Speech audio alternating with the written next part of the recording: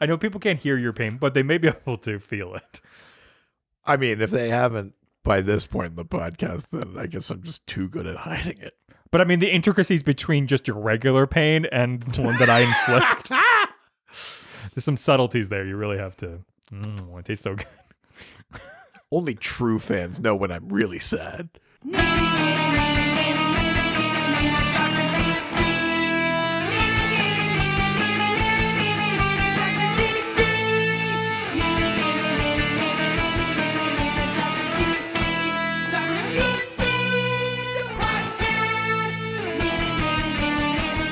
Welcome, residents, to the Dr. DC podcast. My name is producer Richard, and across from me is the doctor himself. Hello? Each week we talk about the weird and wonderful world of DC while fielding questions from listeners like you. God, that was just such a clean cut. I'm definitely putting that in. Yeah, that was good. You did good. Look at this. Speaking of doing good, we got a review. Hey! We done good. We did done good for us? Daddy, me dinner food? We can't take jokes from one podcast and then reference them on the other. Oh, so that's what comes out first. Oh, no. Okay, we're good. They at least come out in the right order, but like... If you really want the true inside track on our jokes, you gotta listen to both all three podcasts. What I want to do is I want to go back to like an old episode of ours, like episode 7 or 8, and just find an offhand comment I made, and then finally make it pay off. Like now, holy shit! Like I want to do that. Some Watchmen-esque levels of fucking podcasting. Yeah, and they'll be like, "Did he plan that?" That's like that whole thing where you want to keep a suicide note on you at all times that has to do with lightning in case the one time you get hit by lightning and someone looks and they're like, "Oh my god, there's a note." That's very funny. Imagine though if you like slipped and fell in the river and drowned and then they found a lightning note though. You're like, well, it did not work the way he wanted to, but I guess the end result's the same. Yeah. I don't agree with his methods, but damn if I can't argue the results. Exactly. What is our review? Oh, it's a 5-star review, number 102. Woo. You almost gonna have that. Just a 98 more. I'm so upset at you. Actually, that's not true. My bar for being upset at you is... I was gonna say, I'm like, wow, I have no idea where to even follow this anymore. It's way out of whack now. This comes from Apple Podcasts UK. Ooh. Ding dong. Blimey. Someone. Ding dong. Was that Big Ben? Yeah. Is that what you were doing? Yeah. Ding dong? Yeah, you know. You know the big doorbell in London? The Queen's doorbell. That's what they call it. Ding dong. I stopped myself from expounding on what the Queen's doorbell might be. Some sort of very polite British sex act. I was going to say Prince Charles said that you can't even find the Queen's doorbell. Frankly, I don't think anyone's ever been able to find the Queen's doorbell. I don't think any women have doorbells. I think that's called quite a lie.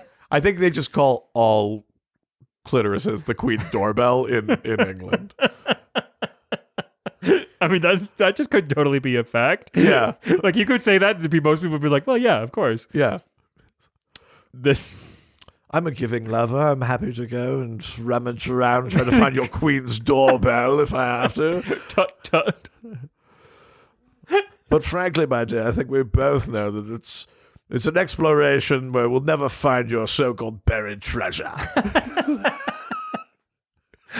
Now off to the colonies to hunt. There's no such thing as the Queen's doorbell, but there is such thing as Milord's chain. Milord's pocket watch. Such a weird tangent. This came from Matruss 108. Ooh. God. I wish that my mattress could handle 108 pounds and more than what I'm already carrying. How dare you? I was really searching that. I couldn't find it. Yeah. Oh, it's okay. I'll go back and edit it out. I'll go to the mattress to find the Queen's doorbell. Oh, there it is. Wow. Okay, you really like this. Yeah, well, you know. The subject for this... That's my new character is like douchebag, like upper crust Englishman. Wow. So specific. Who can't satisfy a woman. I think that's just the you part that you can't take out of any of your characters. A little piece of you is always in the character. Wow. The subject for this review was hip hop. Oh, okay. Right. Yes. I remember now. These boys have such soothing voices. They should make a rap album or something. So do you want to explain what this is from? Yeah, that's from back in our we did an episode about the work of Gail Simone. Yes. And then Gail was tweeting at us, and then we said that if we got like a bunch more reviews, we would do a rap album. And then Gail said, "Oh my God, I'll write a verse for it." Insane. And we got like a couple of reviews from It that. might be the craziest thing that's ever happened to this podcast. Gail Simone is one of my favorite people on Twitter, and I think just in general. And also one of Dr. DC's biggest fans. Biggest fan. She Yeah. always listens. Yeah. She always writes in. Yeah. Fun fact, Cosmic DM is Gail Simone. I was going to say Robbie's just this guy. Oh, damn it. That would have been the better one. Yeah. That's okay. Robbie's just this Gail Simone. Oh my God. Robbie's just this Gail Simone's just this bear. Oh my God. On to the news. Trailer for Mayim Bialik's graphic novel Flashbacks is released. Wait. She wrote a Flash graphic novel? Yes. Like from Big Bang Theory, Yes. who's a real life like Yep. astrophysicist or something like that, who's on that other new show. She wrote a Flash graphic novel. She wrote. And I'm hearing about it here. I mean, where else? I mean, you say that like we're like on the cutting edge of breaking news. Yes. Okay, all right, I'll show you the trailer. Let's do it. Yeah. We break news here, first of all. Yeah. Okay. I'm trying to. There we go. Let's see if it'll let me do full screen. Oh, that's why. Nope. You got to close all the porn tabs first. Yeah, anyways. Nah, that's not going to happen. I'll just play from here. Sure. It won't let me do full screen for some reason. Hi, I'm Mayim Bialik. I played a neuroscientist on The Big Bang Theory, but I'm one in real life too. I'm excited to be a part of Flashbacks, a fun graphic novel about science, technology, engineering, and mathematics with DC's greatest superheroes as your guides. The Flash explains how he uses forensics. Supergirl shows us the Earth's place in the galaxy. And Cyborg demonstrates to Beast Boy how virtual reality works. And there's so much more. We're living in a scientific world, and Flashbacks is for learning all about it. That's the coolest shit ever. Right? That's amazing. So sorry. She's a neuroscientist. Yes. Not an astrophysicist. Yes. But yeah, a book where like actual science, Yeah. but explained by Yeah. relevant superheroes. That's the dopest thing ever. This also I mean, makes. I am going to love that. Yeah. But what a fun way to get cool, like good knowledge out there and get excited about science and all sorts of different kinds of science, virtual reality, forensics, astronomy. Yep. That's awesome shit. How desperately now do you also want a Mayim Bialik like Magic School Bus DC like science show? Oh, hell yeah. Right? Yeah, like yeah, animated yeah. Mayim Bialik and like talking with like Cyborg about I think science. if this book does well, they should make it a show. Right? Make Like- it an animated little show. It would do so well. That's a great idea. I'm so excited about that. I can't believe I hadn't heard about this before. Sell it to fucking kids like to grade schools and have them Yeah. like have to watch it. Yeah. Oh, so much fun. I love this. I am all Really, about this. really cool. Yeah, awesome. Next piece of news, Tom Taylor's new Batman series, The Dark Knight, coming this April.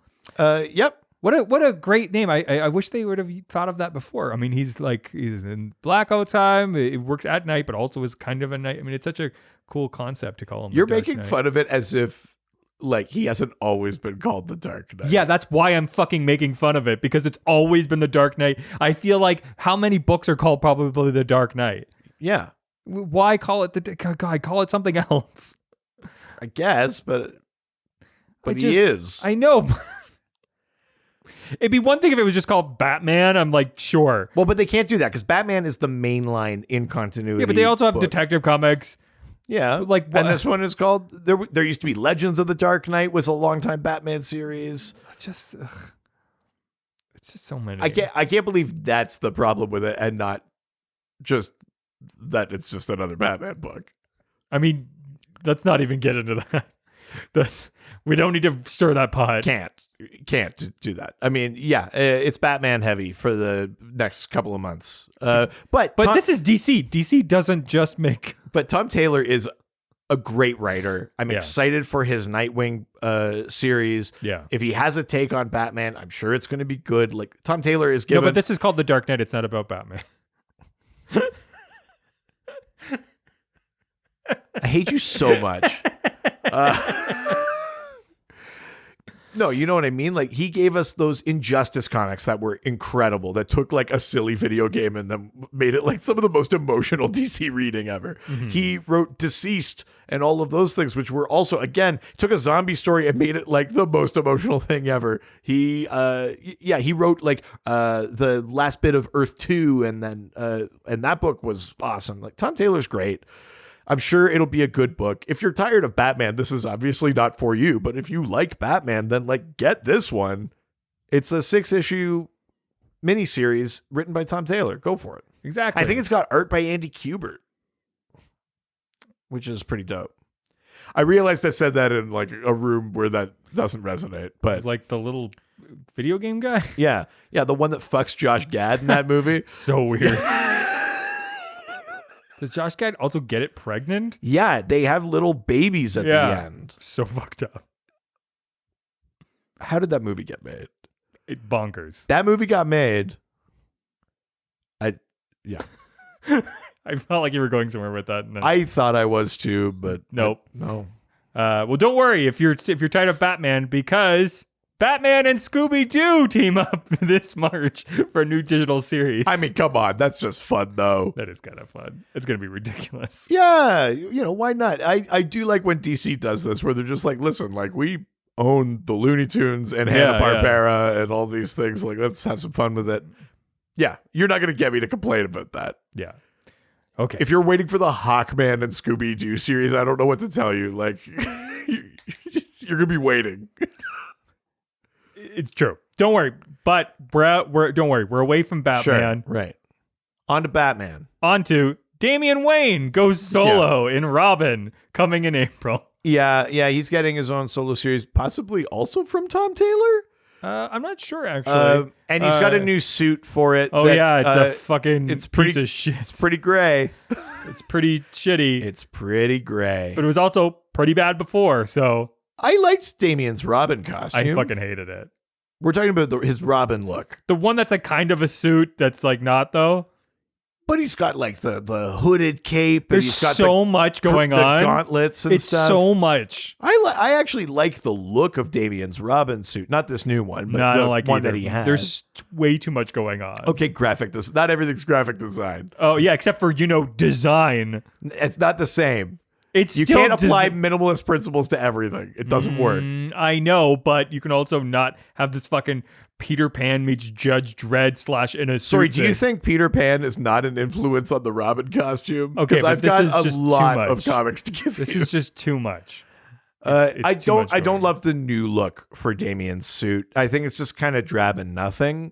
And again, Damian's not the character that grabs me. Oh, it's Joshua Williamson. Oh, Josh Williamson. Sorry. Yeah. Again, great writer. He was behind that incredible Rebirth Flash run that I loved to death. But this one's it's not really for me. I'm cool with Damian in the Super Sons capacity, or when like they're aged up, like in Deceased and stuff. Like Tom Taylor, I think does a good job, but I don't really think I need Damian on his own. If there's not a Kent with him, I don't care.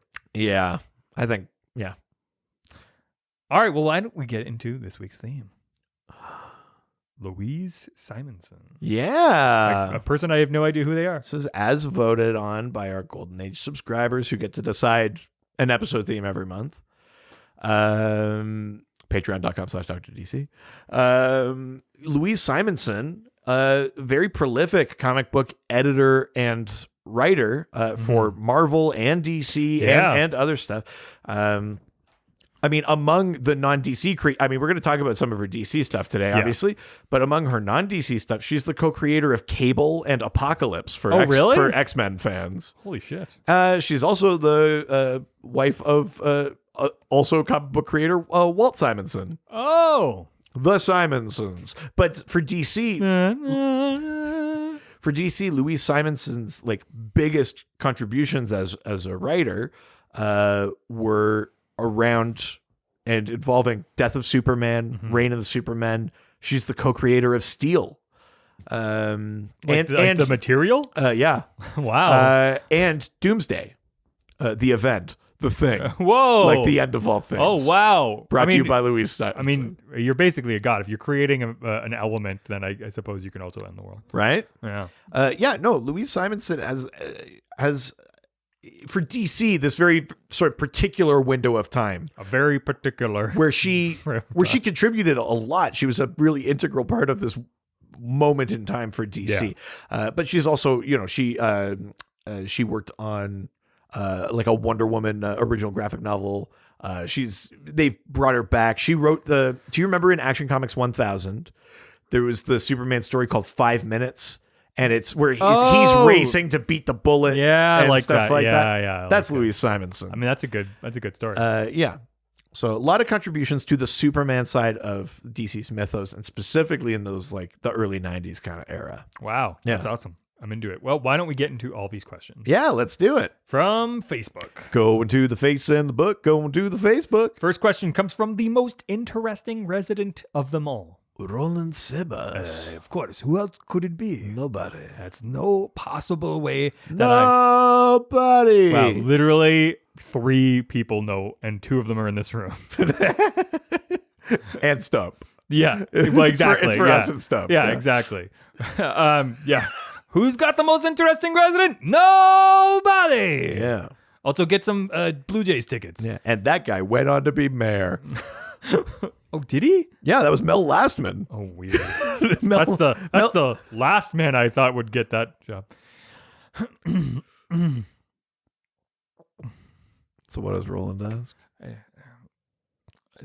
Well, no, I mean, this is the thing we should get to in order to move past the... How was her input in the death of Superman in comics received back then, and is it still groundbreaking today? Mousy. Right. So, Death of Superman. Louise Simonson is not the only person behind it. Yeah.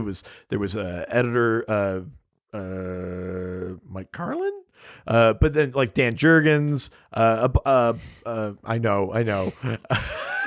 Louise Simonson, a bunch of other writers and artists worked across many different titles, including Action Comics, Superman, Man of Steel, Adventures of Superman, all these different titles to tell the big sort of story.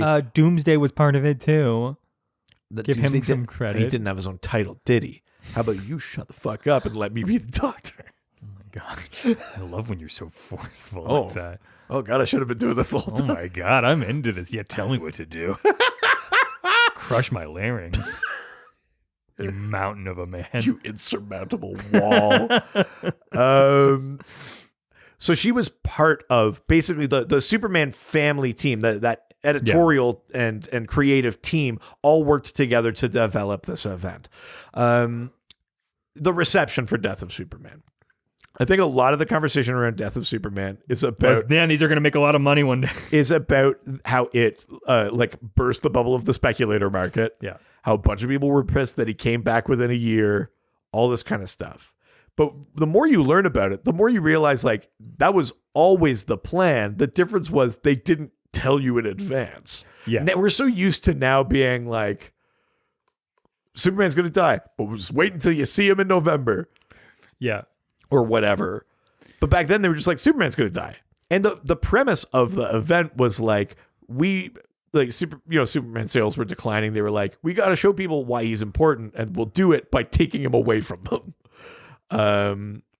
And so I think a lot of the reaction, the reception to the event at the time had to do with people who were not comic readers who were buying like Superman 75 and Adventures of Superman 500 on these big speculator kind of bubbles. The comic shops that also bought into that ordered too much product, couldn't sell it, blah, blah, blah. I think you get a lot of negative press from that. And yeah, maybe DC should have seen that coming and tried to stem that a little bit. But it was also doing exactly what they wanted it to do, which is like people are talking about Superman again. It was on the news. It was in like Newsweek. They were like, Superman's going to die. Yeah. Like it was big. I think my perspective on it, and I think the general perspective online has warmed to Death of Superman over time. You can definitely look at it as being the start of all of the heroes either dying or being crippled or depowered, and that it's a bad trend.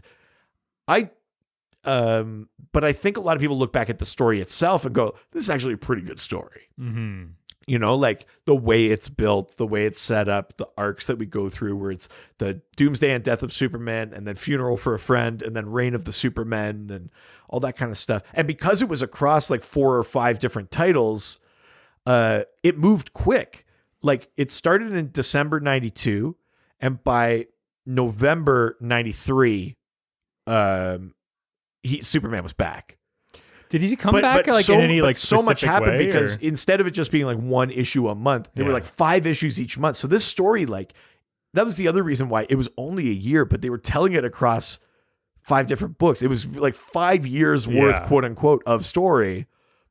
Does he come back in any specific way, or is it just suddenly like, and a book by Superman? And he comes back because you learn that he was never fully dead. He's put in this Kryptonian regeneration matrix. So not only did he not die, he comes back. He did technically die, but Kryptonian regeneration matrix, the Eradicator was using his energy and all sorts of stuff like that. But no, I think reception has warmed over time, generally, to the event, or at least to the story, because people are now able to separate what that story is doing and how successful it is with all the knock-on effects of like Nightfall, Emerald Twilight, Green Arrow blowing up in an airplane. Yeah. Like all that kind of shit, right? Totally. All right, let's go to the next question from the most interesting resident. What? Yeah. What do you mean? Andrew Delgado? No, who's that? Stephen Marion Almagro? Yeah, obviously. Who else would it be? The one and only most interesting resident. There should be like 2 negative magnets. They can't come this close to each other. Facebook should just delete one of them.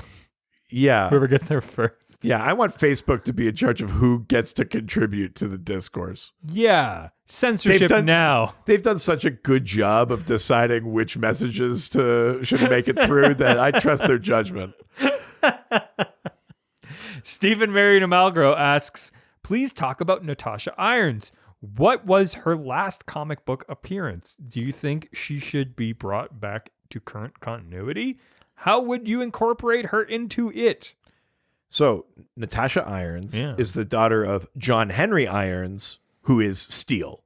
Oh, yes. Of course, John Henry Irons is riffing on John Henry. But his daughter Natasha is like a genius engineer and like nanotech expert and all this kind of stuff. Her suit of armor is a little bit more advanced. I think in the current continuity, her suit is like sort of it's like quasi sentient. It's a different type of kind of metal in that, but she becomes Steel basically. He passes the mantle onto her, and Natasha Irons becomes Steel. She's actually appeared relatively recently. So there was a Titans series that ended maybe like a year or so ago. Yeah, and she was on that team with Kyle Rayner and Donna Troy and Beast Boy and Raven and Nightwing before he was Rick. Natasha Irons appeared there. And then just as a matter of an appearance, she does show up in that like last stories of the DC universe one shot that was part of Death Metal, because we see all different versions of the Titans team gather on the beach. Natasha's definitely among them. So if you just mean appearance, she appeared in Death Metal very recently. But her last sort of real appearance as a character doing anything was in that Titans series that only ended like a year or a couple years ago. Relatively recent. Sorry, what's the last part of this question? How would you incorporate her into current continuity? I think that what I liked about her in Titans is that they went to like another planet and then she had to like fix the ship. She was like the engineer out in space with the cool like spacesuit. Like I like the idea of like a very brilliant person, kind of like there were like these Silver Age, Bronze Age Iron Man adventures where Tony Stark would end up like on another planet and be like, I'm about to run out of juice, but I gotta, I kind of like those adventures. I think there'd be something neat if like part of Natasha's mission, either by herself or as part of a team, was like, how we talked about Green Lantern Earth 1 seems to be the only book that talks about like Earth going out to the universe, as opposed to just being aware of aliens and aliens constantly coming to Earth. That's one of the only books that deals with that. I think it'd be cool to see Natasha Irons as one of our greatest minds and a great hero be part of like maybe Earth's first journey out. Oh yeah. I think that would be a cool series. It would be like a little bit like a early Star Trek thing. It would be a little bit like a Flash Gordon kind of thing. She's super smart. She'd have tech. She could upgrade with alien tech. Like I think there's room for her suit and her to evolve, and she can represent us out in space. And it would be like this kind of human story in space. I think would be a ton of fun. That's what I would want to do with her. Yeah, that's awesome. I like that a lot. Yeah.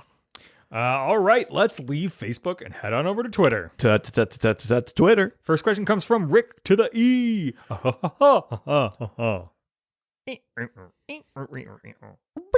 Rick to the E, Shady. No, yeah.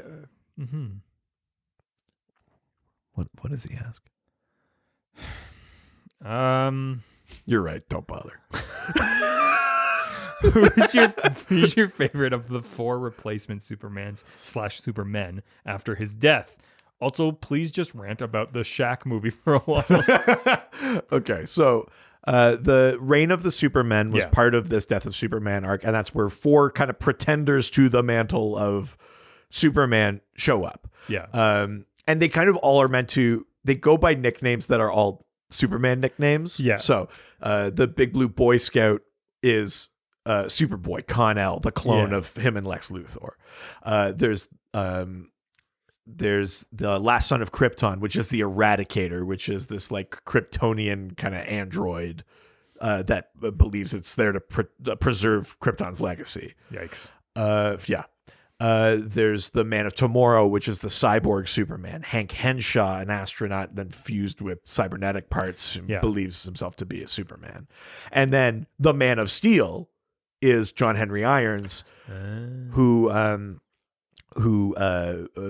realizes his weapons that he used to make for his company Amertech are being sold to street gangs and stuff like that, and he constructs this steel armor and this big hammer, and he puts Superman's ass right on his chest, and he goes out to like stop his weapons from falling into the wrong hands. Oh wow! Kind of a pseudo, again, Tony Iron Stark Man, sort of thing. There are a lot of similarities in some ways. And his last name's Irons. Yeah. So, of those 4, I know we haven't necessarily covered them all before, but do you have like a favorite concept?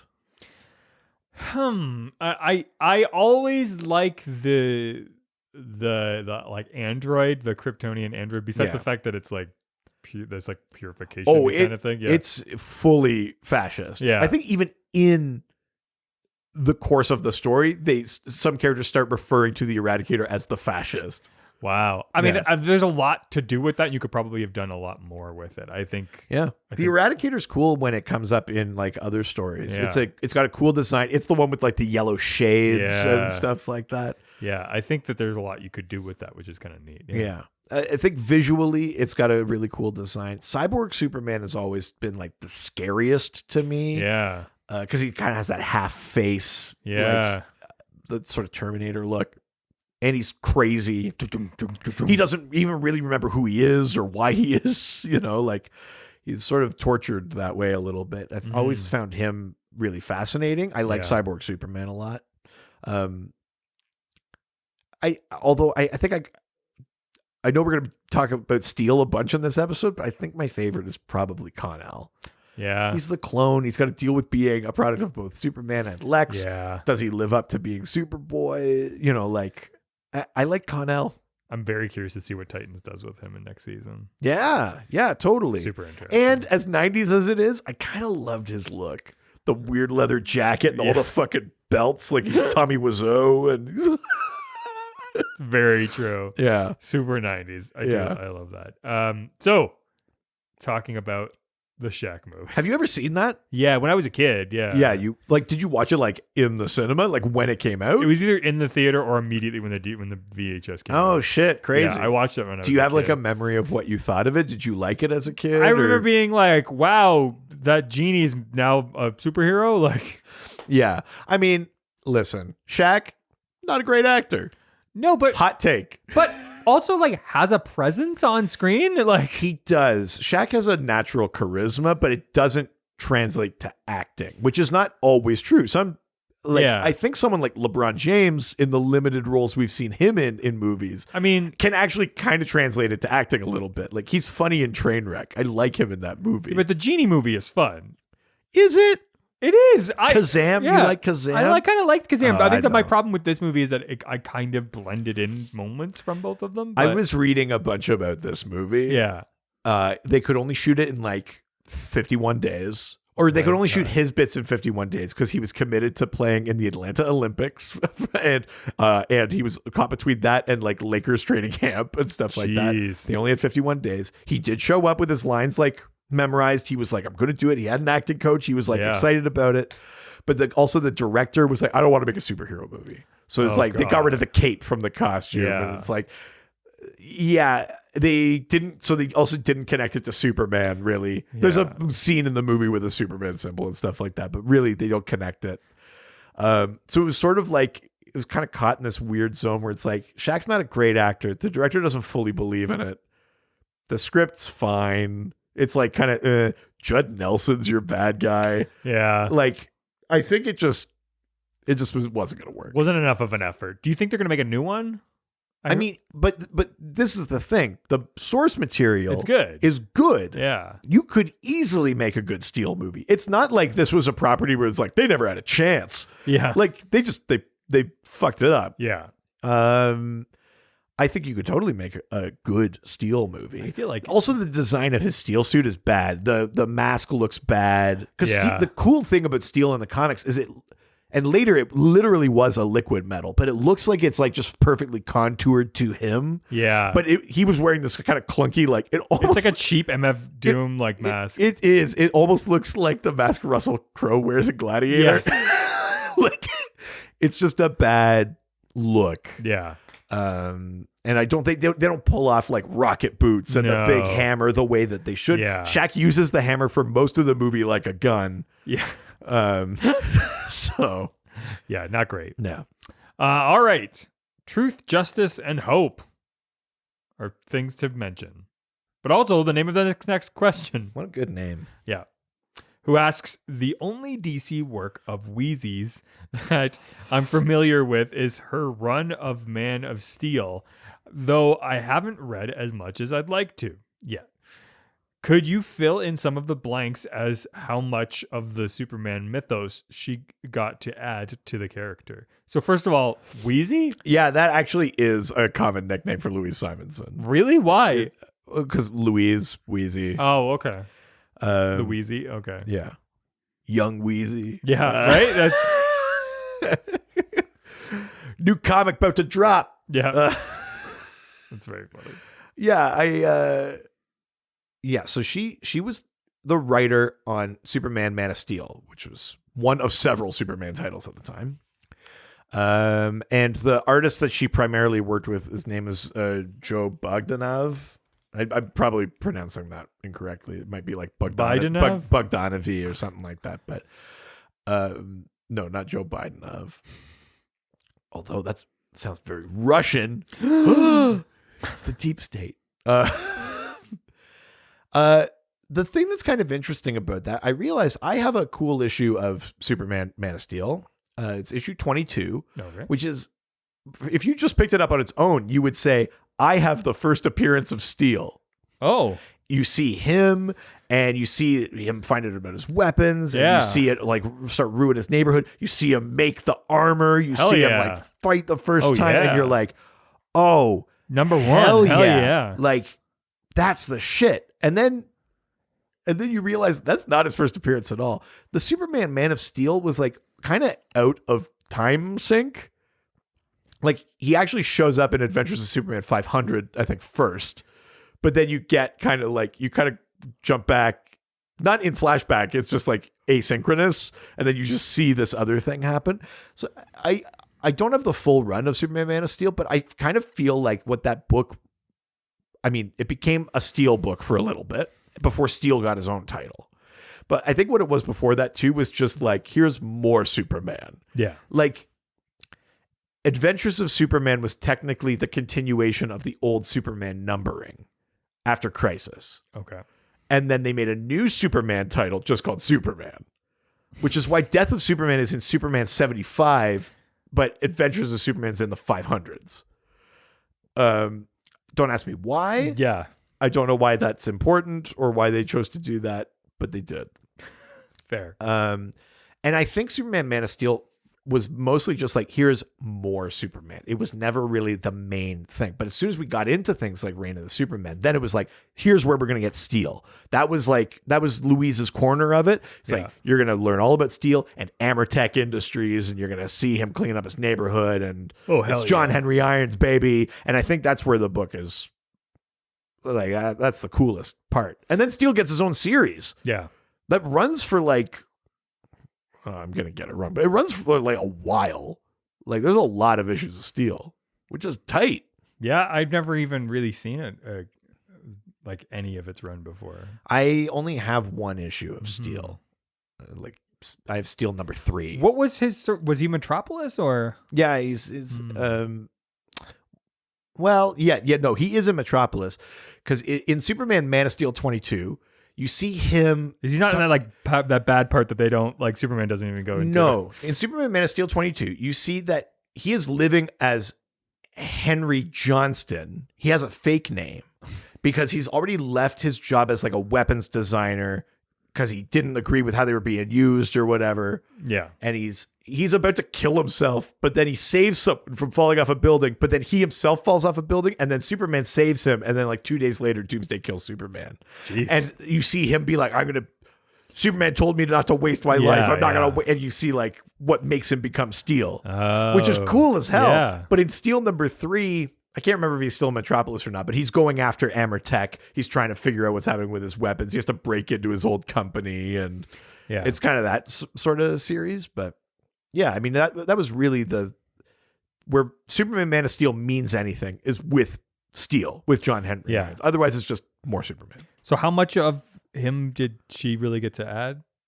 I mean, that's that whole corner is really a pretty big part of it. Wow. You know, because she gets to write and also some of it we'll just never know because the writing credits are like who wrote the comic. But again, keep in mind, the people across all those Superman comics got together and said, we have to plot out what this event is going to be, who's going to do what, blah, blah, blah. So yeah, Louise Simonson, like, her name's not on like Superman 75, but she is the co-creator of Doomsday. She's listed as the co-creator of Doomsday. She didn't write Superman 75, but like she's part of Death of Superman. So there's all these kind of blurred lines. It's actually sort of hard to know without no, without interviewing everyone precisely who came up with what. But I mean, the biggest parts are Steel and Doomsday. She helped create those things. Wow. And then, I mean, Death of Superman doesn't happen without Doomsday. Yeah, totally. That's awesome. All right. It won't be hard to answer the next question because it's so easy. So easy. It's got to be our best one. It's certainly our most succinct. It's true. And if nothing else, this podcast is succinct. Yeah. We're ruining it by just going on about it. No, I don't think so.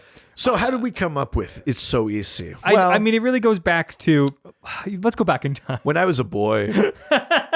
Walking across the streets of Brooklyn, I'd see a cab driver. EC asks, what type of DC hero or villain story would you like to see Louise write? Ooh. Interesting. I will say, Yeah. I feel like Louise Simonson is a good writer. Yeah. Did a good job. Yeah. And I really like reading her stuff on Steel and in Man of Steel. But But because of who John Henry Irons is, Yeah. and because that it's about his neighborhood and stuff like that, yeah. she ends up being a white person writing a lot of black people. Yeah. I'm going to be honest, as another white person, I think she's done it relatively tastefully. Not knowing. I think more tastefully than Tony Isabella wrote Black Lightning. Because, yeah, he writes in that, like, oh, he purposely talks jive to, like, so people don't know he's Jefferson Pierce. But it's also like, did you just do that so that you could write jive? Yeah. Like, she doesn't do that. I actually feel it's like a better version of a white person writing a bunch of black people.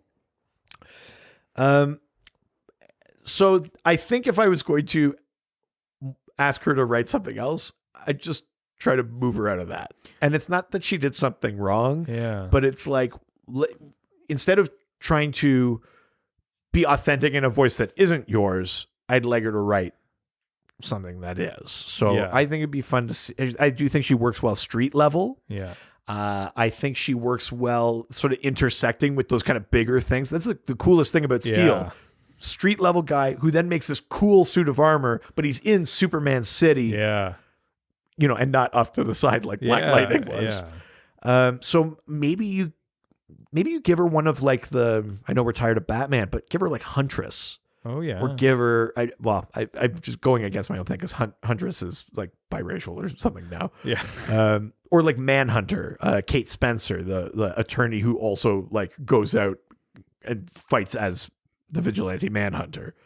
Like something like that, where you could be in a city like Star City or Gotham. You could be under the umbrella of like, well, we see like the big guy up there, you know, Green Arrow or Black Canary or Batman. But you're sort of operating. They kind of have they've carved out their own thing. They care about their little area. I mean, even Batgirl, I think would make sense, especially that sort of Burnside era. Batgirl would be kind of maybe interesting to see her write. I'd like maybe to see her do Swamp Thing. Ooh, okay. Because you kind of get this his Swamp Thing sort of just a forest, so it's kind of like you get the urban thing, but like in a naturalistic environment. Oh, I see what you're saying. Right, like take some of the same principles and just yeah. That's an interesting take too. Yeah, I think whatever it is, it's got to be kind of grounded. So whatever her Swamp Thing would be, I think you need to lean a lot on the like, who was Alec Holland? Yeah, but you could also do some like eco-terrorism stuff. Yeah, I think that'd be fun. Yeah. Yeah, I dig that. I'm into it. Nice. All right. Next question comes from... That's right. The donkey rises. Braydon. What? What? It's still his Twitter handle. Oh, I know. It's beautiful. I'm so proud of you, Braydon. I've contacted your employer. Oh my God. Are you doxing him? Yeah. Oh no. How can I dox him to someone that already has a social security number? Oh, what? I'm the hero. Isn't that what always the villains say? Typically, if you're a hero, you just are a hero. I've got to go.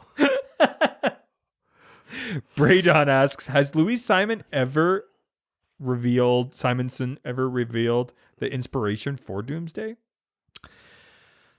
I'm pretty sure I've seen the odd kind of interview and stuff with Louise Simonson. I'm definitely going to get this not 100% right. But I think it was the idea that, you know, so Doomsday's origin, I think we've talked about it a bit before. Doomsday is like a creature that was basically constantly being killed and then cloned not to die the way it was killed. So its only experience ever was pain, agony, and death, and that's coded into its genes until basically it became unkillable. And it has just hate in its heart and its eyes, and it can sense Kryptonians because it happened on ancient Krypton, and that's where it was created and all this kind of stuff. But for the most part, we don't see a personality in Doomsday until other creators later are trying to revamp the character. He's mostly just brute force, anger, hate, unrestrained. And I think the general inspiration was like, Superman has to go, he's the immovable object. We Yeah. need to make the unstoppable force. And that is what Doomsday is. He's a monster. He's not really, he's barely a character. I think the most that Doomsday's ever been a character is probably on Krypton, on the TV show, where you see him being created, and they make it like the most sympathetic story ever. You're like, oh my God, I just shed a tear in this episode about Doomsday's origin. But really, they're just making something that it doesn't talk. Yeah. It moves. No one can stop it. The Justice League has no chance on it. It's wiping out Booster Gold and Blue Beetle and Maxima, like all these characters. They're nothing to it. The world is paper, and only Superman can go up against it. So if you're going to kill Superman, it has to be a thing that A, could kill him, and B, that only he could face to be in the position to be killed. Oh, yeah. You know what I mean? Like, if you killed Superman, it was just like he got shot with a kryptonite bullet. It was like, well, people die from bullets all the time. And like, that got Superman. He's a comic book character. He's supposed to like inspire us. But for that death to resonate at all, you kind of got to make Doomsday just this force. And that's really what he is. He's like a plot thing more than a character in that story. And it totally works. Like, I don't think that's a bad thing, but I have to imagine that's most of the inspiration for it, is like Superman has just come up against a thing that even punching doesn't. I mean, technically it does kill it, but it's really not about that. It's about sacrifice. Superman has to put himself in a position to get killed to stop this thing. Yeah. That's what the story is. Yeah. Awesome. Next question comes from our favorite religious representative, Chris Chan, the one and only, who asks, who's the better storyteller, Walt or Wheezy? Oh, geez, Louise. Walt Disney. I think Louise Simonson, I think part of her run was also the Panic in the Sky story where with Brainiac and Warworld. Again, these big, like Mongol and Brainiac, like these big kind of concepts again. Fun kind of sci-fi stuff. Like she's good at like taking. It sounds like what she's good at is taking like really big concepts and grounding them. Yeah, that's exactly it. She always made it feel like, like Independence Day or something, where you're like on the ground watching, these crazy things happen. I mean, I think she did that. I'm not gonna lie, I'm not the most familiar with Walt Simonson. At least I shouldn't say that. I've probably read a bunch of stuff Walt Simonson worked on, but not in a way where I'm like, oh, that's Walt Simonson. Yeah, which is me with a lot of people. I think I said that about Chuck Dixon, who's worked on like fucking everything. And I was like, Chuck Dixon? I don't know. I think I'm going to go with Louise, not because it's her episode, but because I'm just really struck by how much I like that Steel series. Yeah, and I think that Steel series could easily have been bad, written by a white person, but it's good. I like it. She has a very like clear voice, which is cool. I think that's true. Yeah. And Panic in the Sky is just a dope story too. I think I'm going to go with her. Preferred at the disco, but it's okay. But if you can't have it there, you have it in the sky. Close the goddamn door. Next question comes from That Goes Cray. Ain't it, Jay? Watch it out. Fish fillet. Don't get to do that all the time. Yeah, the Cray Ghost. When it does. Yeah, that's right. Cray Ghost asks, Steel was co-created by Wheezy and embodied the spirit of Superman during Reign of the Superman. And I'd argue one of the enduring three, he gets the least use despite being the most interesting and having tons of potential.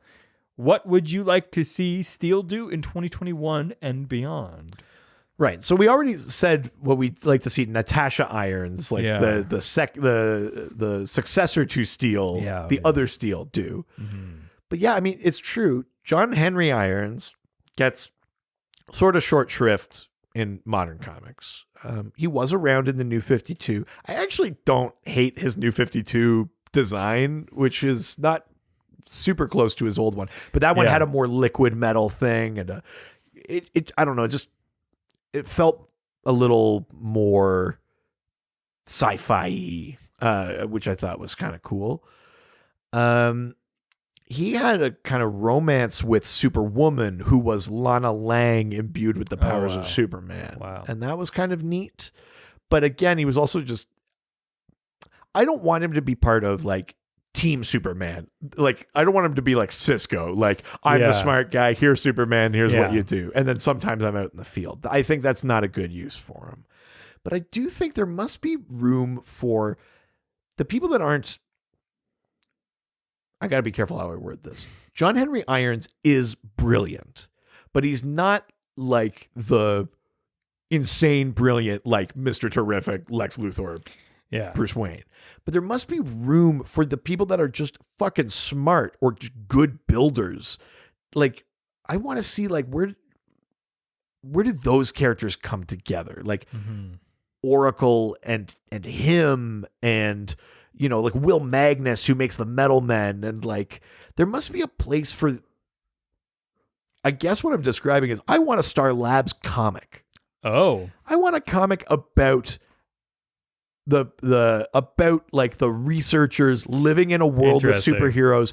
How are they taking alien tech? What are the Yeah. temptations to use it for evil versus use it for good? Even if it's used for good, is humanity ready? Do you have to bury your Yeah. research? Like, I think that might be a little high concept, but like, I like that. I think that's what I want for him in the way that I like when there are real journalistic stories for Lois Lane.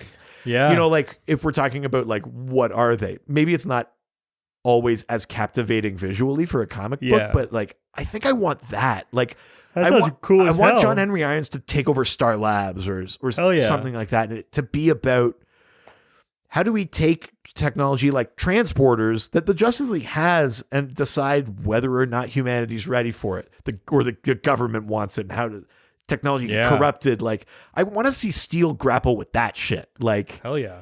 because he's sort of the bridge, like he Yeah. works with these people, but he's also been on the other side where he's seen his weapons used horribly. I think it'd be neat to put him in that position of you still have to explore and push and take advantage of the remarkable things that world has given you, but Yeah. be careful and cautious. And yeah, I think that's what I would want. I like that. That's a great idea. DC execs. Please listen. Hello. Hello. Can you come too?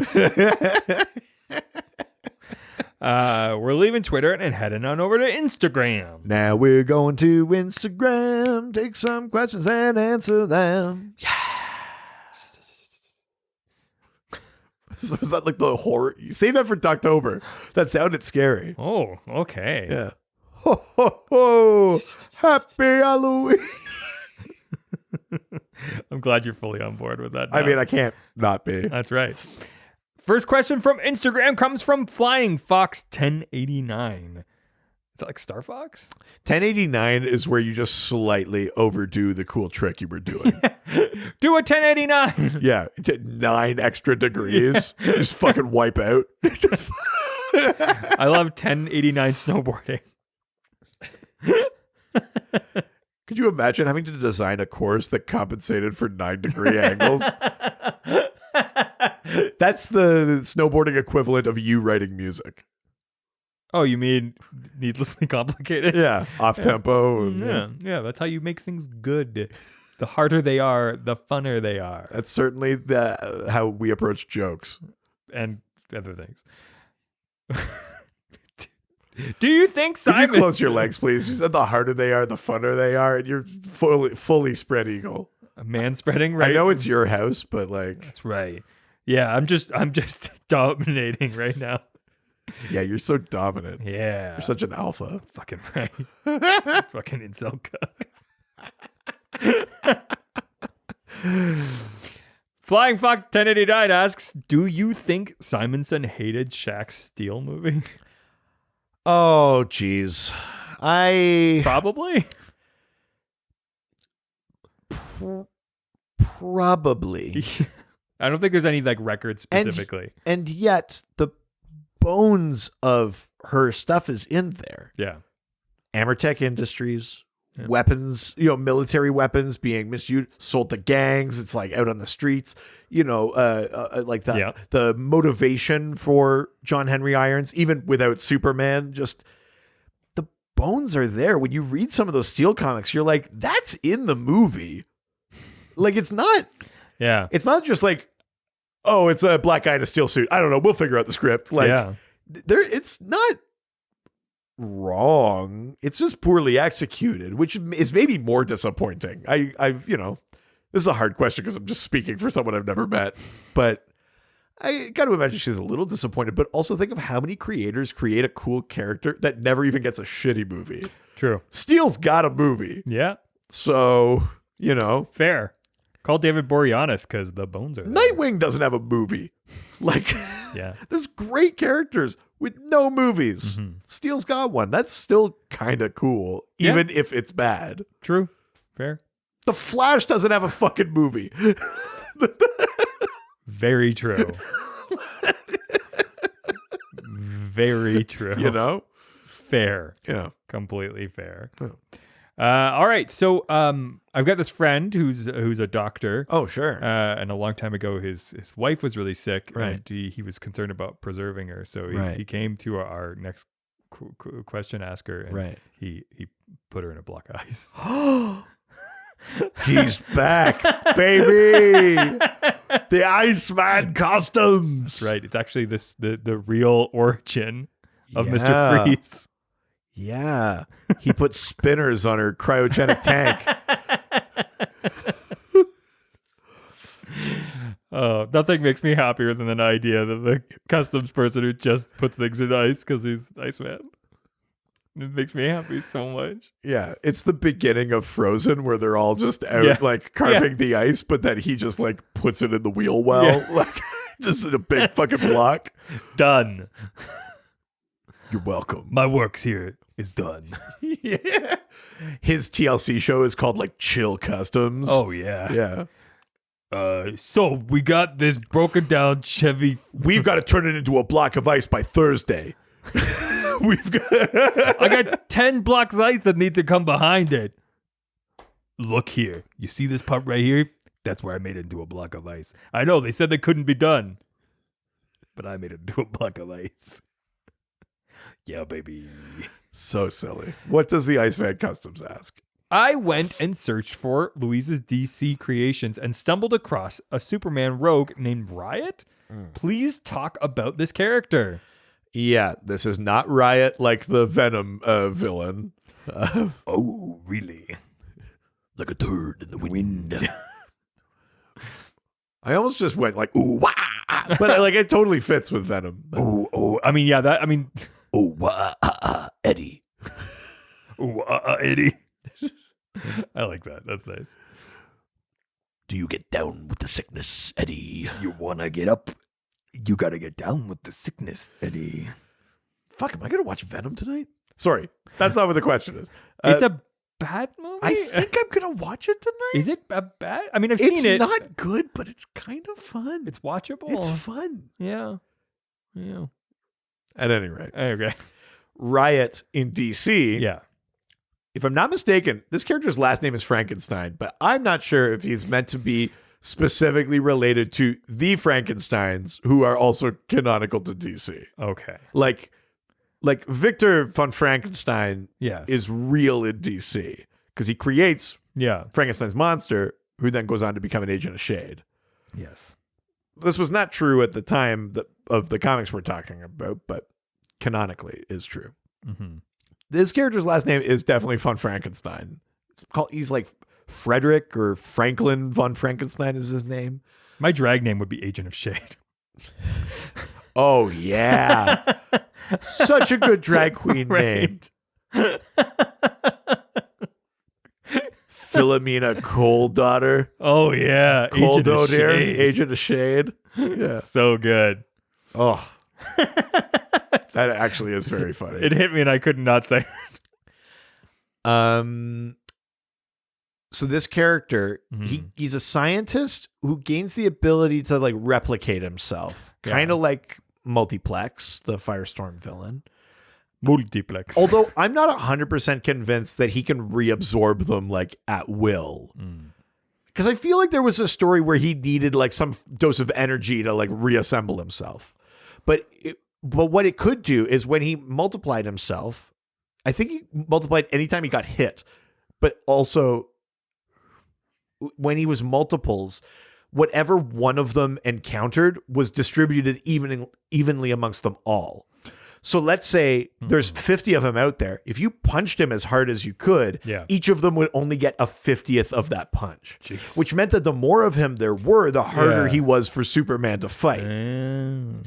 He also, again, I don't remember. He's not like he shows up a lot. He had the ability to stick to walls. I don't know why or how it was related, but he could stick to walls. Was it from Grissom? Again, you're crossing. You can't take a joke from a different podcast. Those were his twin kind of powers, that he could stick to walls, but also kind of multiple man multiplex himself. Multiplex. Multiplex. Yeah. That's Riot. To be honest, outside of like the early 90s, you might only find like the odd reference to him. I don't know a ton of stories with Riot. Cool name. Yeah, I mean, cool name, but I also don't feel like that name matches like what the character does. No, Riot in terms of the multiplying thing kind of does. Yeah, but I still don't get the sticking to walls thing. Yeah, although I will weird. say this: the rioters of the Capitol really could have used sticking to walls as an ability. I'm glad they didn't though, because hilarious. So much funnier when they can't. Yes, so good. Really enjoyed that. All right, let's leave Instagram and head on over to Discord. It's the thing for this is that we don't have. It was the Doc scored the moment. What? Telling me what your Doc scored. The Doc. Wow. That's what I'm going to do. I'm just going to insert the word Doc scored into a random classic rock song every time. That's going to be the drop. Was a small town dog score. Oh, no, wait, living in a dog score. Hang on, I have one, and Okay. you're gonna like. Okay. Sucking on duck scored outside the taste of freeze. Yeah, I like this. It's a good one. All right, I'm back in. I like this. Yeah. Okay. There we go. Last question comes from our favorite spacey, sexy texter. Ooh, Cosmic DM. That's right. Taking a spaceship right to those DMs. That's right. During taking a spaceship. God, we've gotten so sloppy. So sloppy. And yet better? Oh, God. I think we try less and we get better. I think that's... I mean, we're certainly trying less. I agree. I agree with that. Half of what I said was right. Yeah. Yeah. Cosmic DM asks, since Louise Simonson is credited with creating Steel, character, not metal. Okay, well, I'm glad someone finally cleared that up. Yeah, way to blow up my spot. I was trying to pass it off like she created the metal. Jeez. God. We've got great fridges because of her. Stainless steel fridge. Oh, I was like, what? I just... But like, of all the... Suck it on, Doc scored! Of all the metal things, the first thing that comes to mind. Fuck you. I thought of stainless steel, and then I thought of a stainless steel fridge. Just like, that's a reasonable thing. I'm not. You're fat. What? What? Your dick is small.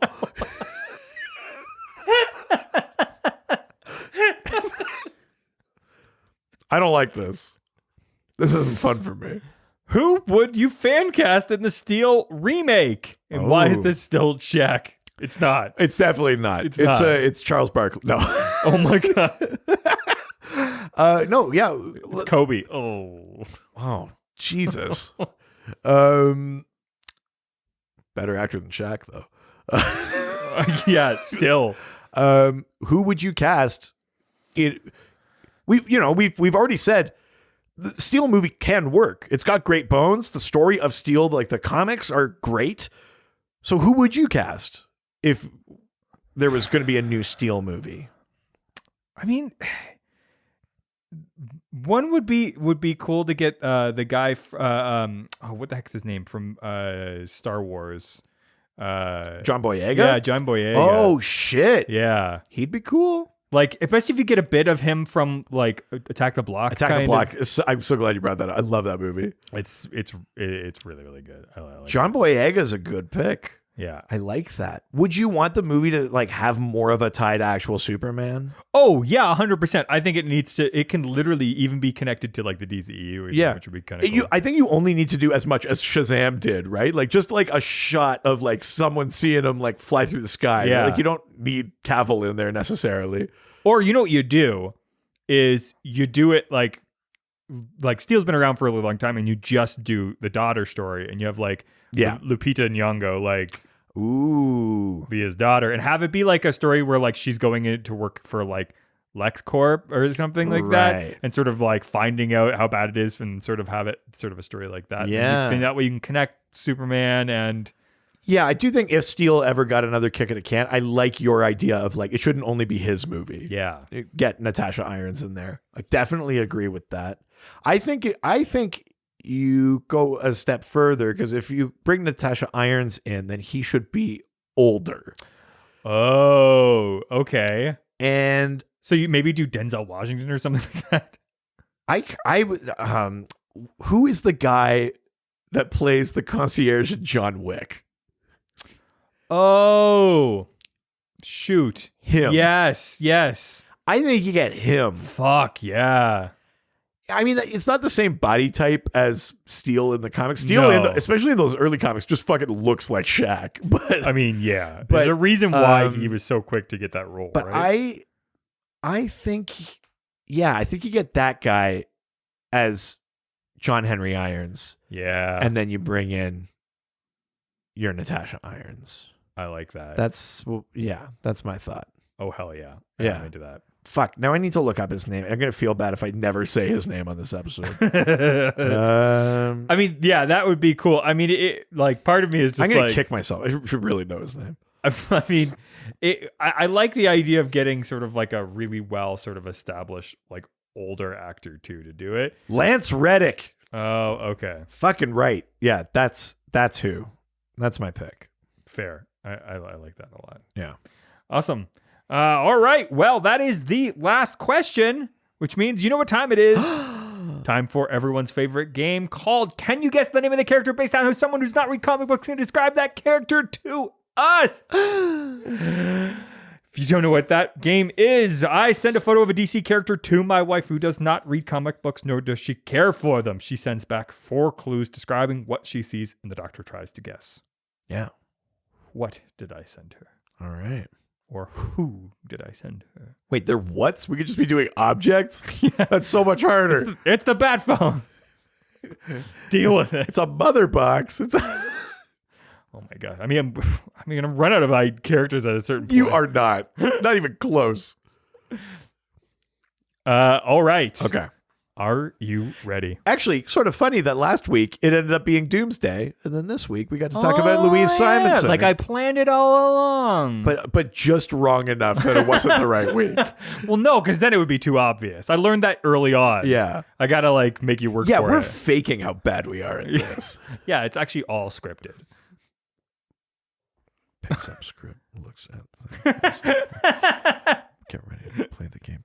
I like that you're actually pulling up your phone. We didn't do this. You're so deep in character that you're actually pulling up your phone as if you're looking at something. Make sure that you do it live in person as if this was being filmed, even though it's not.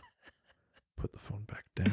So are you ready for the clues? Resume episode. Yes, I'm ready. Perfect. All right. Clue number 1. He doesn't just clash against his enemies. Right. Bad costume then. Alan Scott. No. I like where your head's at. I mean, I still love him, but Jesus, Alan, hire a fucking stylist. Yep. Next clue. I could throw one more bad costume out there. What else would clash? It was Crazy Quilt? No. Rainbow Raider? No. Okay. You can go on. Jack-o'-lantern face. Oh. It's not Jack-o'-lantern, is it? No. Okay. Scarecrow? No. He doesn't have a bad outfit. Bad outfit. Jack-o'-lantern face. Mm-hmm. Interesting. Or does that just mean that his face is glowing as opposed to looking like a jack-o'-lantern? I can't answer that question. Or is it Dream Slayer? No. Okay. No. All right. Clue number 3. Yeah. American white-collar business clown.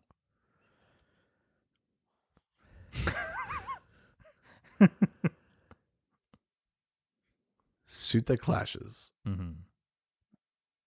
Jack-o'-lantern face. White collar business clown. Mm-hmm. Feel like I'm further from it.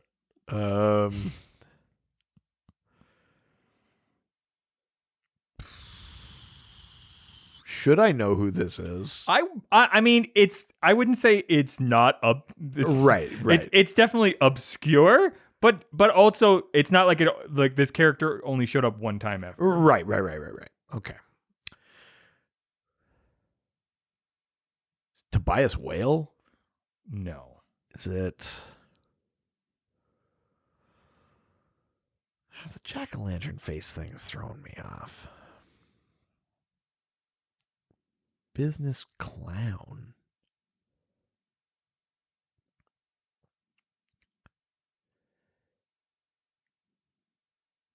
We're not talking about like one of these newer characters like the underbroker or the designer or something, are we? Nope.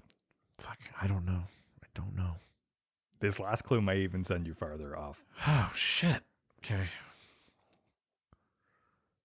If she was to name this character, she would call it Textile Terror. Is it Mr. Nebula? No. And it's already not Crazy Quilt. Nope. Who else is a textile terror? Do you want some? Is it MangaCon? Nope. Is it? I can give you a clue of my own. Textiles. Wait, jack-o'-lantern face. No. It's not Ragman. No. I would have gotten better clues if it was Ragman. Yeah. Do you want a hint? I don't want one, but I definitely need one. I'm nowhere right now. A piece of information that I have is that this character doesn't have any actual powers. And they're a bad guy.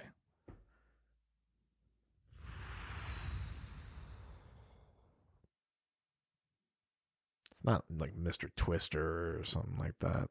Nope. Fuck. I actually don't know. I can't even picture these clues together.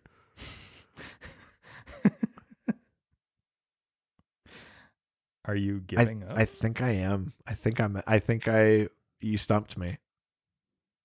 This character is called the Odd Man. Oh shit. I mean, the clues work for that. I was never going to guess the Odd Man. I was never going to guess the Odd Man. You legitimately got me. Wow. You stumped me fully.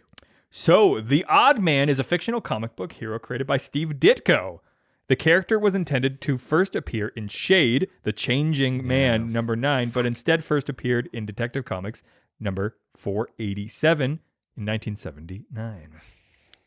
Fuck. Oh yeah, baby. Yeah, I was never gonna get that. Oh man, I am on fire. You did well. That was good. Yeah. Yeah. Clayton Clay Stoner is a pretty Great standard private eye working at the mean streets of River City. But all that normality, it must have gotten him or something. He donned a bizarre, brightly colored, mismatched patchwork costume and a rubber mask with one red eye and one yellow one, and set out to do battle against the forces of evil as Odd Man. I mean, this is it couldn't sound more like a Ditko creation. I'm actually surprised this character wasn't created to go up against the Question or something like that. Like the old version of the Question, the sort of objectivist nightmare Charlton Comics one. Yeah. That I 100% believe that as a Ditko creation. Armed only with his wits and a slew of elaborate gadgets intended to disorient and confuse, he set out to fight the good fight. Since then, Oddman has worked with Hero Hotline and applied for jobs at Project Cadmus and The Power Company. Yeah. Died, Ambush Bug Year None, number 3, a ton of bricks, a jug of wine, and thou. Yeah. I mean, that's how you know you're a good character, is when you die in a middle issue of an Ambush Bug comic. That's amazing. Yeah, first appeared canceled comic Cavalcade number 2. Yeah. Appears in 27 issues. Yeah, which is a lot for a character that bad. That's amazing. There are better characters that get less. Yeah. Fair. Yeah, you got me. You stumped me. Oh, baby. We would love to hear if maybe you residents were smarter Did than any the of doctor. let's pump the brakes a little bit, Liz. Did anyone get lucky out there and guess odd, man? So demented. Your dick is small.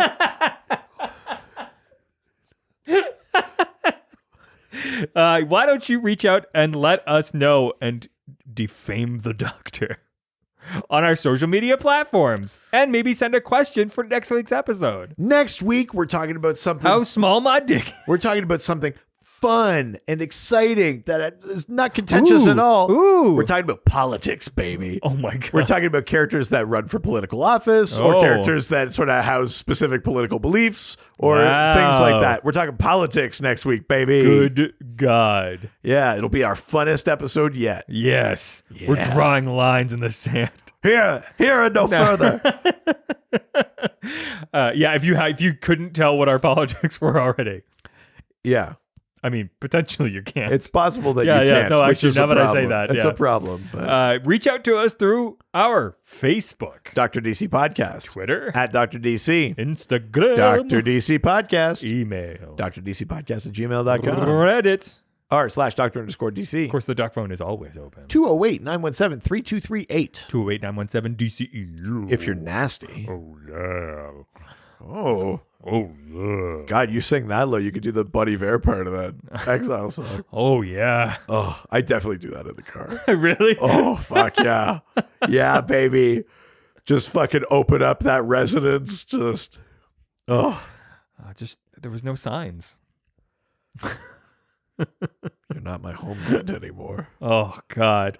Oh. Go to our website. DrDCPodcast.com or .ca. Like at the beginning of this episode, give us a 5-star review. Yeah, hit us up on iTunes or Facebook, or if you give us a review elsewhere, take a picture or a screenshot or something. Send it to us so we know that you did it.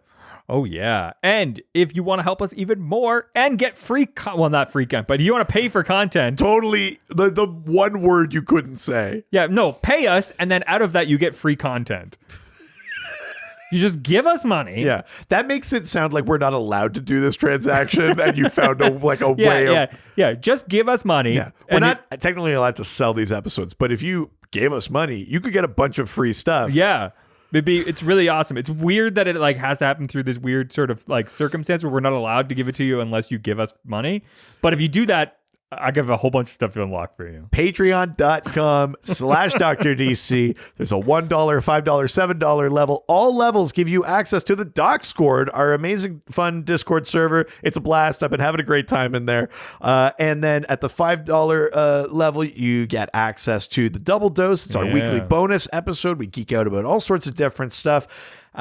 And then at the $7 level, there's a video episode every week where I talk about something that I'm reading. You get to help vote on episode themes. Like this episode was decided by our Golden Age subscribers. Right. All sorts of extra fun stuff when we can get to our like other months, like Docmas or Doctober or Fanagar and stuff like that. So yeah, the support helps us, and completely unrelated, we give you fun free things. Yeah, it's a weird. I wouldn't call it a transaction as much as I would. I specifically wouldn't call it a transaction. Yeah, it's more of like a charity that you benefit from.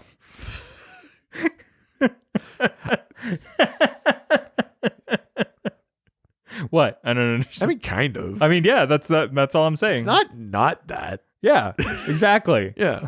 It's like if you pay for UNICEF and you feel good about a child, we give you content instead of you feeling good. Yeah, you can also go out at Halloween with the bucks, collect a bunch of pennies, Oh, yeah. mail the pennies to us. Yeah, I'll take all your pennies. I mean, not now, no, because Canada doesn't take pennies anymore. Oh, but I'm just building a penny So, you know tower. what? I don't need them for cat. I just need I'm building a penny tower. A penny tower. Yeah. Jesus. Sure. And if you want even more content, you greedy little piggies. Oh, oink oink. Yeah. You content whores. Yeah, open wide. We've got even more. A whole other podcast. Ghostfacers, a Supernatural rewatch. We're almost done with season 1 of Supernatural. Holy shit. We're going through every single episode of all 15 seasons. We Wait, talk we've got about more? We talk about the monster lore behind the shows, a lot of behind the scenes stuff. It's a ton of fun. Check that out. Anywhere you get your podcasts. Monster lore, you content whore. Wow. And I don't know if it's out already or if it's just coming out later this week, but I was a guest on a podcast. Yeah, it's okay. You can go check out the latest episode of DC OCD on the Waiting for Doom podcast Yeah. feed. It's a Doom Patrol podcast. But I was on an episode they do called the DC OCD where we were talking about Justice League versus Suicide Squad, the comic event. And I was also on a podcast the week prior. That's right. I just realized we should have been doing this the whole time. I know. We're bad at Go podcasting. plug your podcast you were on. I was on a podcast called This Is Rad because that's where you all came from. None of you have heard of it. Yeah. I'm sure you all know. I'm just telling you information you're already aware of. But in case you hadn't gotten a chance to, if you avoided it because I was on it, it's actually pretty good. We talk about graphic design. It is. You're so knowledgeable and excited in that episode. You don't make a dick joke. I'm really disappointed in myself. It's weird to see you care about something. I'm Yeah. usually only here for the things that are like you're doing begrudgingly. All right, that's it for this week. Adios. Ciao, ciao.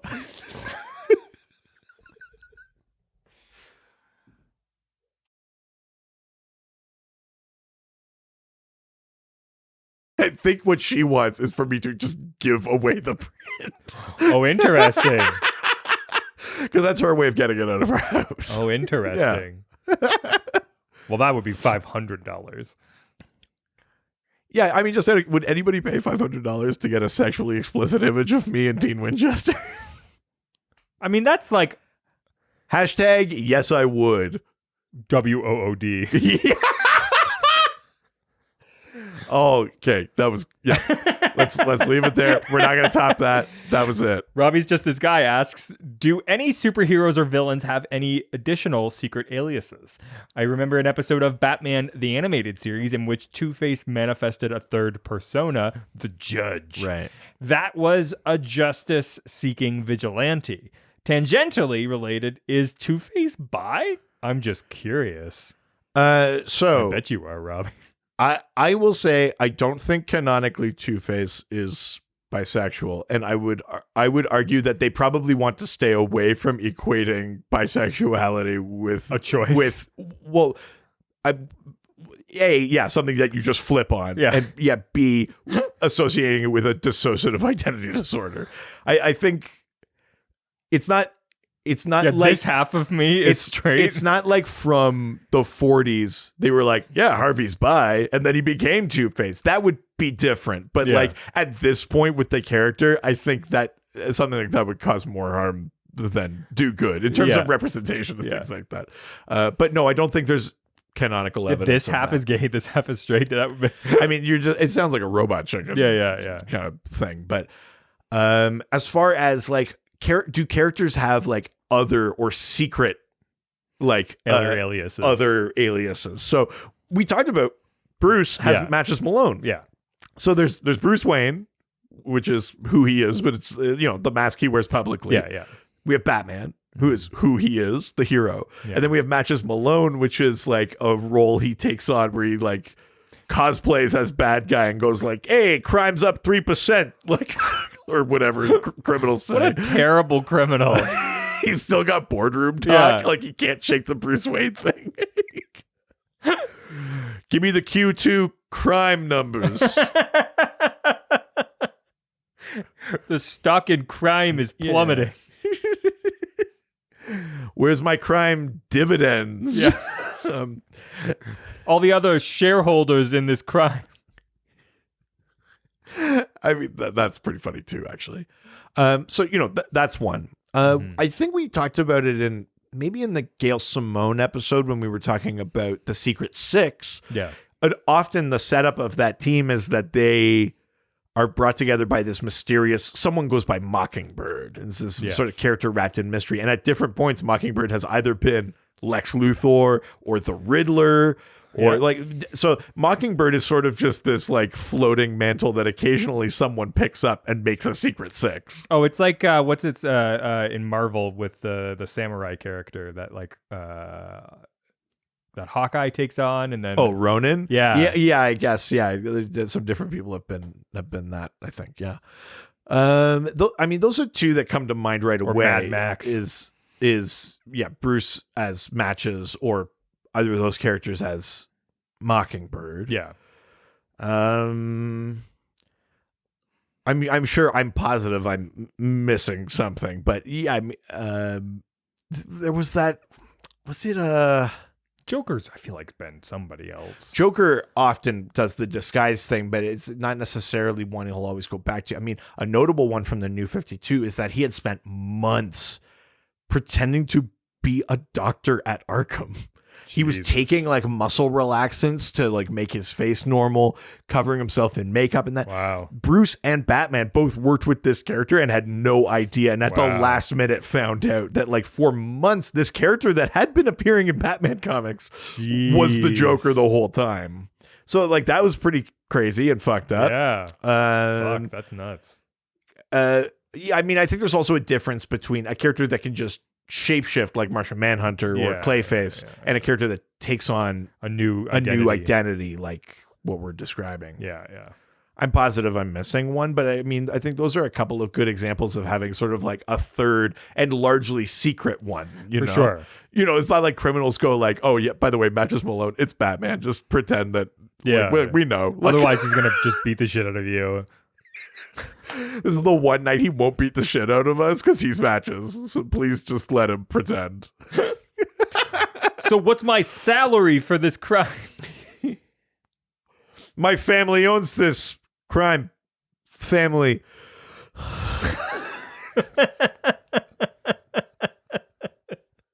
He's only got 2 modes. He can only be Batman or Bruce. There's one thing too many. He just can't. Greatest detective, but not great improviser. Alfred is listening in like, oh, Jesus Christ. I gave him all the fucking lessons, all my acting training. Yeah. I played Falstaff for 3 seasons, and he's... Very funny. I love that, yeah. Yeah. Now I'm a British criminal. Bruce, just stop. All right, Master Wayne. I think maybe it's time to come back to the cave. No, I'm really sneaking around, Daddy. You've done a great job. You're very, very much in your character. I think you should be proud. I've polished a daytime Emmy here for you. How dare you talk to Matches Malone like that?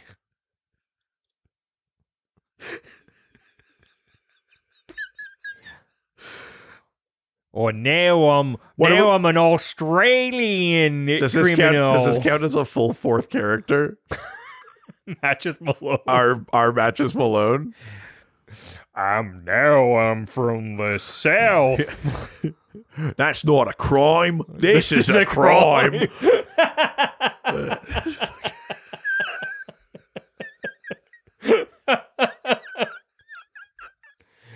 Howdy, partners, looking to do a crime out here.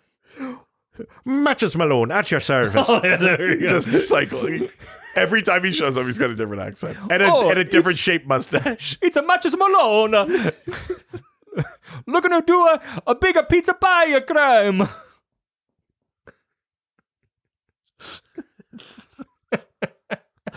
I hope that answered your question. Yeah, I don't.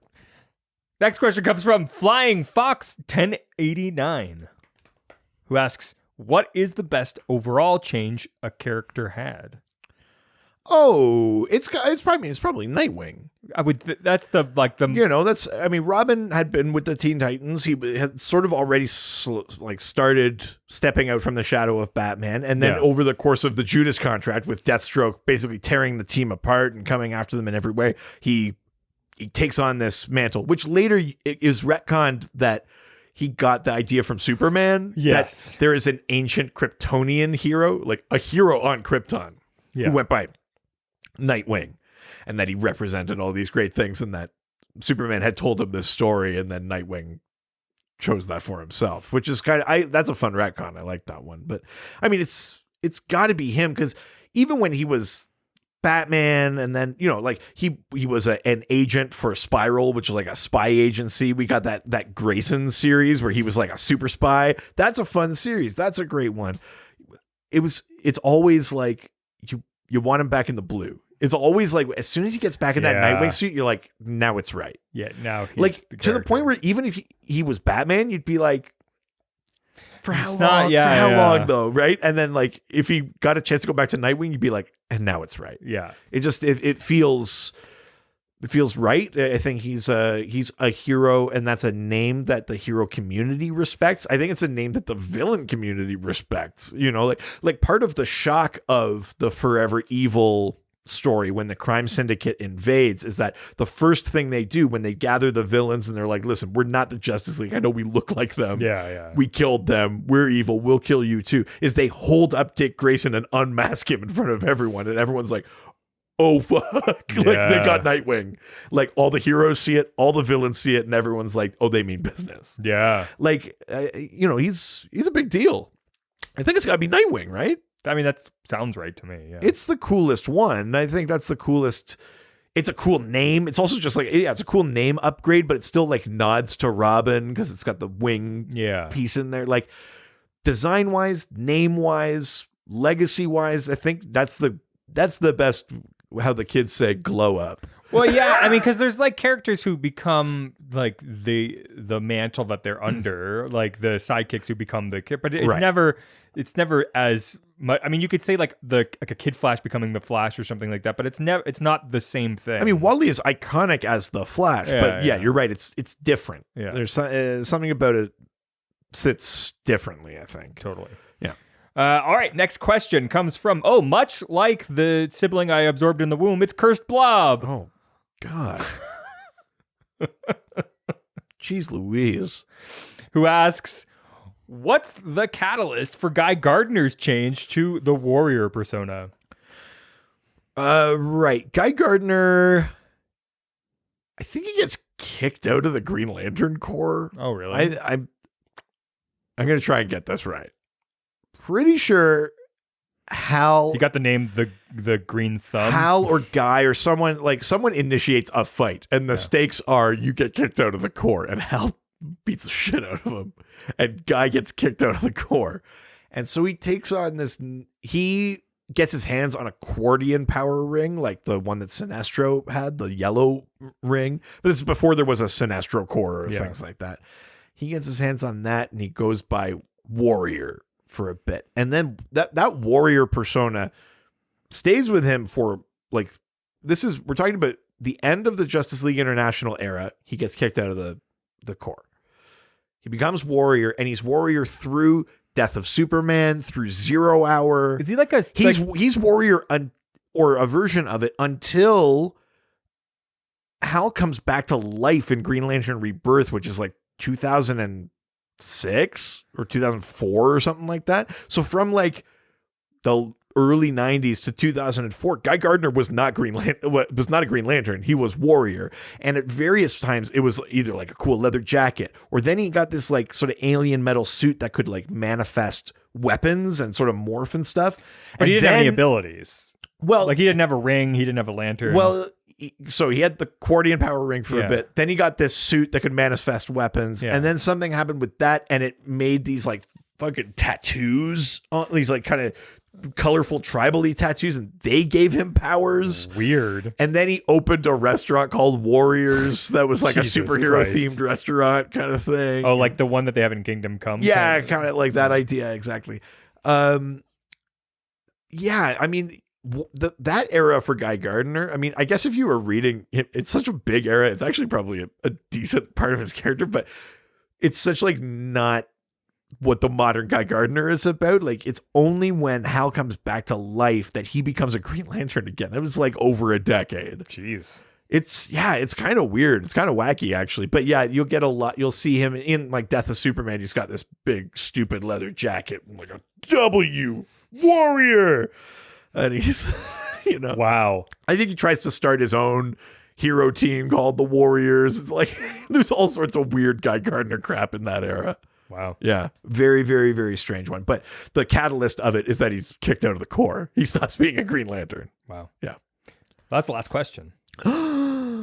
You know what time it is. Oh, do I? Yes, it's the game. That's right. I was like, what else would it be? It's time for everyone's favorite game. Can you guys name a character based on how someone who does not read comic books can describe that character to us? If you don't know what that means. My body's ready. I send a photo of a DC character to my wife. Your wife. She does not read comics, nor does she care for them, and she sends back 4 clues describing what she sees. It's been a while. It has. It's been a while. I had a couple of flubs during Darkness. Yeah. I had a couple of fucking no-hitters. Or, no, rather, I had no-hitters were the flubs, and then I had a couple of, what's the opposite of a no-hitter? All hitters. Grand slams, home runs. I don't know sports. Are you ready? Yeah. Could you not tell by my rambling? No. First clue. Zap. Black Lightning? No. Okay. No. Live Wire? No. All right. No. Bumblebee?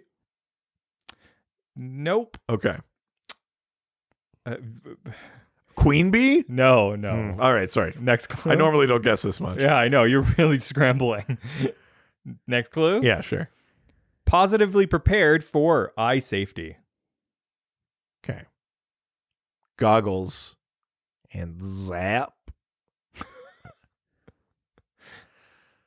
Oh, maybe Zap is ray gun and goggles. Adam Strange. I knew you were going to say Adam Strange. It's not. I would have thought that as well. Yeah. It's not that. Okay. All right. Next one. Small, tough, and matchy-matchy. Is it Mas and Menos? It is. Mas y manos. Yeah. Which I think means like more and less in Spanish. Less, yeah, more or less. Yeah. Mas y Menos. The final clue was Super Aladdin or Super Aladdin. Oh, I wouldn't have gotten that. Did you not see The Dictator? Oh, no. Oh, you really should see The Dictator. It's actually probably his best movie. Oh, really? Yeah. No, I haven't seen that. In the movie, because the dictator's name is Aladdin. Right. And he's such a shitty dictator that he changes a bunch of words in the language to be his name, but like including positive and negative. Oh, I see. Okay. So there's a scene where this guy's like at a doctor. I see where the clue comes in. Yeah. And the doctor's like, so you're HIV Aladdin, and you see the guy being like, huh? Oh. It's probably the best joke in the whole movie. That's very funny. That's very good. So wow, Massey Manos. That's a Teen Titans character. That is 2 characters. Yeah, that's a fun little deep cut. There's a great couple of Teen Titans Go episodes with Massey Manos. So I figured you'd know who they were. Yeah. Nice.